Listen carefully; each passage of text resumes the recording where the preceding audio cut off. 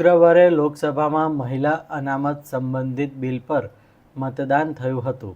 આખરે મહિલા અનામત સંબંધિત બિલ લોકસભામાં પસાર થયું ન હતું, જેને લઈ ગુજરાત પ્રદેશ શિવસેના દ્વારા નારી શક્તિના સન્માન માટે વિરોધ પ્રદર્શનનું આયોજન કરાયું હતું. અંકલેશ્વરના કાપોદ્રા પાટિયા નજીક ગુજરાત પ્રદેશ શિવસેનાના પ્રદેશ પ્રમુખ એસ.આર. પાટીલની અધ્યક્ષતા હેઠળ મહિલા અનામત બિલનો વિરોધ કરનારા વિપક્ષ વિરુદ્ધ સૂત્રોચ્ચાર સાથે વિરોધ પ્રદર્શન કરાયું હતું.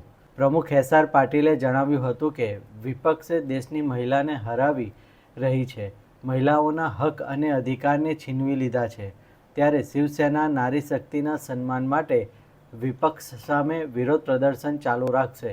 આ વિરોધ પ્રદર્શનમાં ભરૂચ જિલ્લા શિવસેનાના પ્રમુખ મંગલસિંહ, ઉપપ્રમુખ સુનિલ પાટીલ સહિત હોદ્દેદારો, કાર્યકરો અને મહિલાઓ ઉપસ્થિત રહી હતી. એ બિલને મંજૂર ના થવા દઈને જે ખુશી જાહેર કરી રહ્યા છે, તેના માટે અમારા રાષ્ટ્રીય નેતૃત્વ શ્રીમાન એકનાથ શિંદે સાહેબના આદેશ અનુસાર સમગ્ર ગુજરાતમાં અને દેશમાં શિવસેના મહિલાઓના સન્માન માટે ઉગ્ર વિરોધ પ્રદર્શન કરી રહી છે અને અમારા ગુજરાતમાં બી કરી રહી છે અને હજુ બી કરશે. કેમ કે મહિલાઓના જે હક છીનવા માટેના જે કાર્ય વિરોધ પક્ષે કર્યું છે, તેના માટે મતલબ એક સ્લોગન અમે લઈ લીધું છે, નારી હક કે સન્માન મેં શિવસેના मैदान में.